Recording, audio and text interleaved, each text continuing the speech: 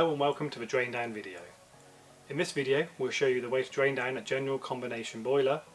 Later on there'll be hints and tips to drain down a water heater and a condensing boiler separately. These are the products that we're going to be using on the winterization and drain down of our caravan. In the first barrel is a coolant we'll be using for the cisterns and waste traps on the caravan.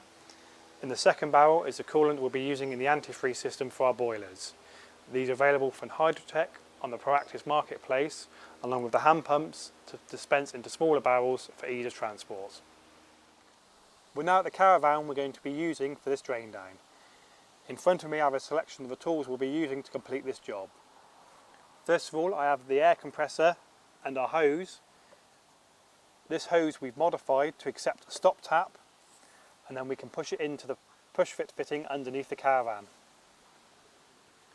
This is our Rothenberger pump, which we'll be using to pump in the antifreeze into the central heating system. This is our refractometer, which we'll be using to check the level of antifreeze that's within the central heating system. And finally we have the antifreeze which we'll be putting into the kitchen sinks, bathroom sinks, shower traps, toilet cisterns and the pans. Our first job is to connect our air hose to this side of the water tap. To do this, we're going to turn this water tap off here. At this point I've got somebody in the caravan that's going to open the taps up to release the water pressure to make it easier to undo this joint. We'll undo the joint and then push this air hose in.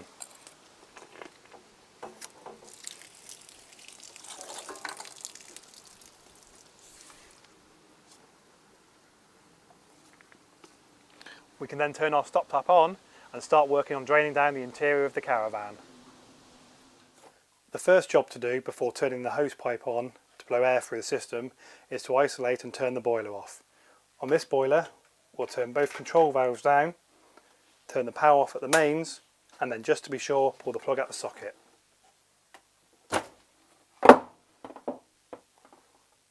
The first item we're going to drain down is the kitchen sink. To do this we'll be opening and closing each tap individually very slowly to release any extra water. My tip is to get a towel and wrap it over the tap while you're doing it, as this avoids any unnecessary splashback and you can still get access to the tap. I'm going to leave the towel off just so you can see what I'm doing with the tap handles, so you can see what's happening.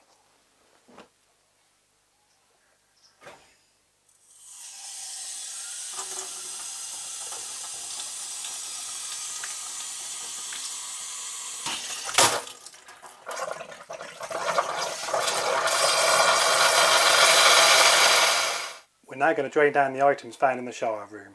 We're going to start with this tap. We're going to use the same method where we put the towel over the sink and slowly work the tap around from hot to cold.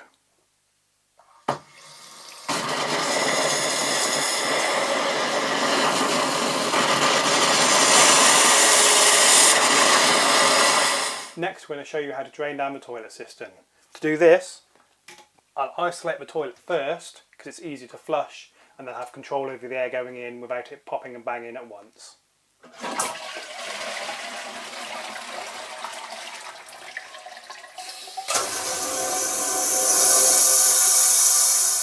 Next we're going to show you how to drain down the shower mixer valve. To start with, remove the shower head from its holder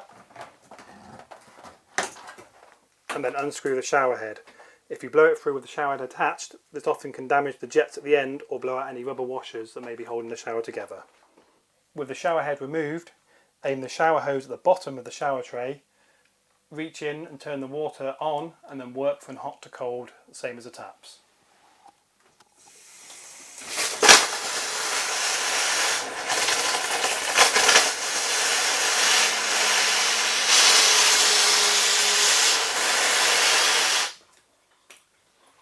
After the drain down is done, remove the shower hose completely from the shower mechanism.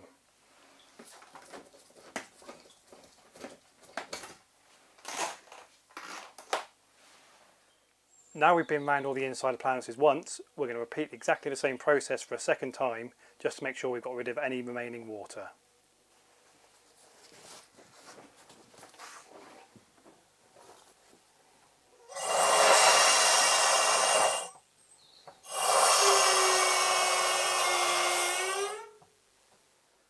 Now we've done all the drain down part of the caravans, we're going to be putting the antifreeze into all the traps. For the kitchen sink and the bathroom sinks, I'm going to put 250ml of antifreeze in there, and then we'll show you how to do the toilets separately.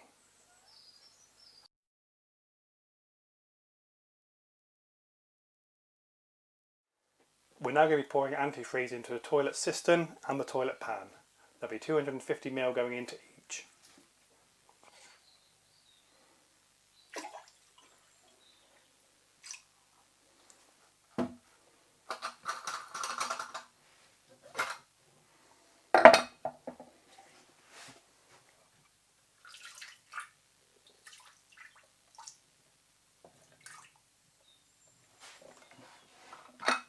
We'll also be turning the tap back on for the winter. And now the bathroom sink.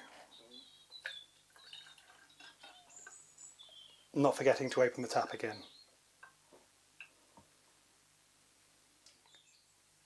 And now the shower.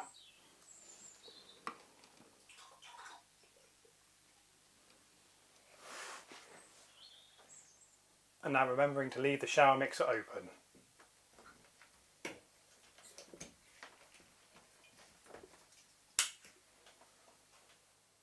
We're now going to test the antifreeze level of Thernox in the radiator system. To do that, we're going to take a sample of water from here, making sure it's toweled down to catch any spillages, and then test it with our refractometer.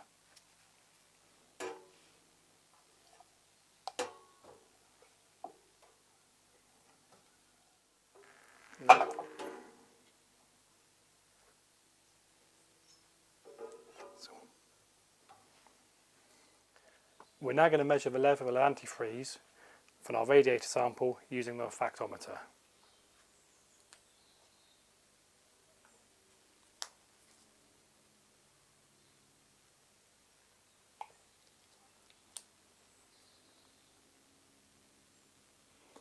I can see that we're currently at -10, so we'll be needing 2 litres to get down to -20. For each litre of fluid you use in the radiator system, it drops it by around -5. I've now measured out 2 litres of fluid to top up the boiler system, and I'm going to be putting it in through the non-return valve using the Rothenberger. To do this, we've drained some of the radiator pressure out down to 1 bar by using the same radiator we did earlier. We don't want to exceed 2 bar, so if we start to pressurise up again, we need to drain some more fluid out.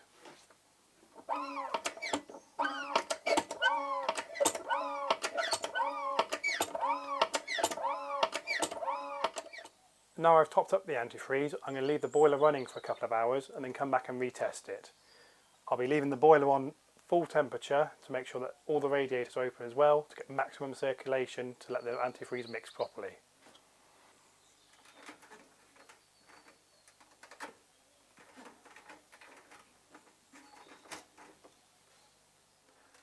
I've now returned 2 hours later after leaving the heating system running. I've taken a fresh sample of radiator fluid and I'm going to test it again using a refractometer.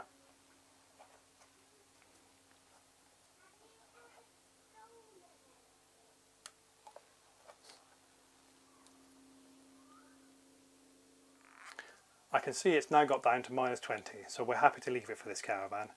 If it wasn't down to -20, I'd add again the amount of fluid needed to get it down to -20 to the Rothenberger and repeat the process again, leaving it for another 2 hours, then testing again. These 2 items here, the cup and the measuring jug, are part of the equipment for our drain down. This isn't part of the caravan inventory as we don't want it to be left behind for any guests, so there's no traces of chemical. We've now completed the interior part of this drain down. This was the kitchen tap, the shower room toilet, the shower room basin, the shower itself, the ensuite toilet and the ensuite basin. We'll now work our way around the outside of the caravan, opening up all the drain cocks. We're now going to drain down these 2 drain valves on this side of the caravan. To do this, we're going to do them one after the other, but remembering to come back and open them up at the end of the drain down because we leave them open for winterisation.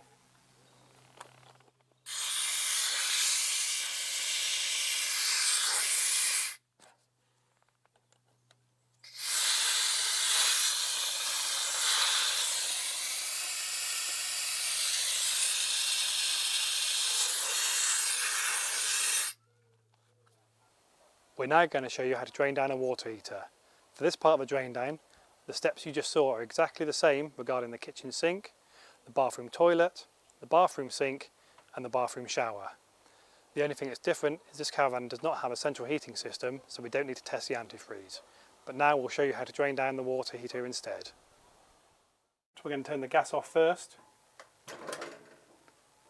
and then remove the knobs and remove the front cover. No, we're not.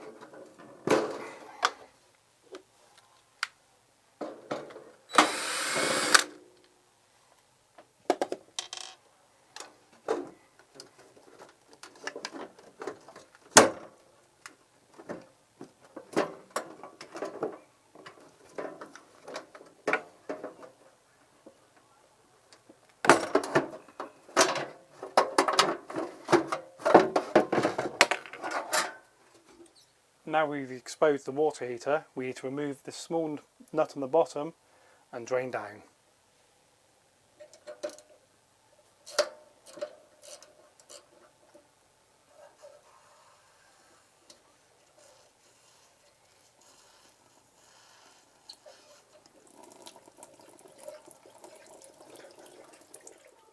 After removing the drain nut, we're going to keep it safe for next year. This can either be left by leaving it with the gas certificate or leaving it taped in a money bag to the inside of the door. On this part of the winterisation and drain down, we're going to quickly talk about condensation boilers. This part should only be carried out by a gas safe registered engineer or contractor. This is where the waste trap is located in this particular boiler. The waste product normally washes through the U-bend and then gets washed away through the plumbing work underneath the caravan. However, some residue does remain and will need clearing out on a yearly basis. This is only to be done by a gas safe registered engineer and disposed of in a correct and safe manner with the correct PPE.